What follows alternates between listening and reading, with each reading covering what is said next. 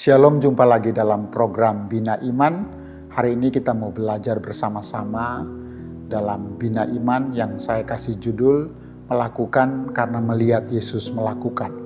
Kita akan baca di dalam Ibrani pasal 13 ayat yang kedua. Demikian firman Tuhan, "Jangan kamu lupa memberi tumpangan kepada orang, sebab dengan berbuat demikian beberapa orang dengan tidak diketahuinya telah menjamu malaikat-malaikat."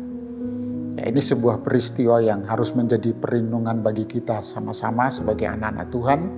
Karena seringkali apabila kita melakukan sesuatu, kita melihat siapa orangnya yang akan kita mau bantu atau kita tolong. Nah, dalam hidup ini seseorang bisa melakukan segala sesuatu kepada orang lain tanpa melihat siapa orang yang akan ditolong, kalau dia melihat Yesus yang sudah melakukan yang terbaik bagi dirinya. Oleh sebab itu dalam ayat ini kita perlu belajar bersama-sama. Karena segala sesuatu yang kita lakukan seperti untuk Tuhan, itu kita akan mendapatkan upah dari Tuhan. Nah, penulis Ibrani katakan di sini bahwa sebab dengan berbuat demikian beberapa orang dengan tidak diketahuinya telah menjamu malaikat-malaikat. Jadi yang pasti kalau kita melihat Yesus melakukan sebuah perbuatan kebaikan, kita pun harus mencontohi Yesus di dalam melakukannya kepada sesama kita.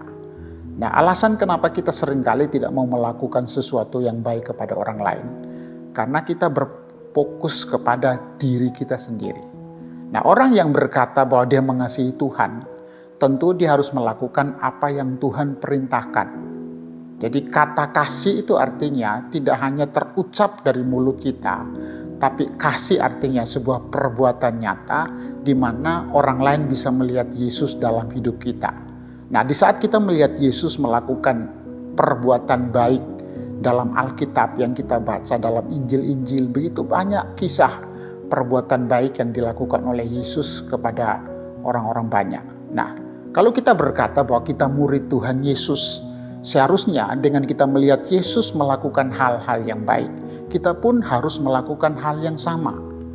Ya, contoh yang paling konkret dalam rumah tangga kita, ya mungkin pembantu kita, karyawan kita.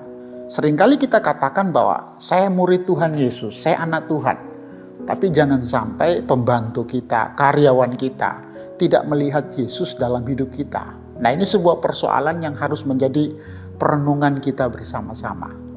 Ya, karena Alkitab katakan bahwa biarlah kebaikan hatimu diketahui oleh semua orang, karena kedatangan Tuhan sudah dekat. Jadi orang yang mengasihi Tuhan, itu dia harus bisa mengimplementasikan kasih Tuhan melalui orang-orang di sekitarnya. Sehingga saat dia tidak berbicara tentang Injil, tapi praktek hidupnya sendiri memberitakan Injil, tentu nama Tuhan akan dipuji dan dimuliakan. Oleh sebab itu, sebagai anak-anak Tuhan, sebagai orang percaya, mari kita mau merenung sejenak dalam kehidupan kita sehari-hari. Apa yang sudah kita lakukan kepada Tuhan? Ya, kita melakukan sesuatu karena apa?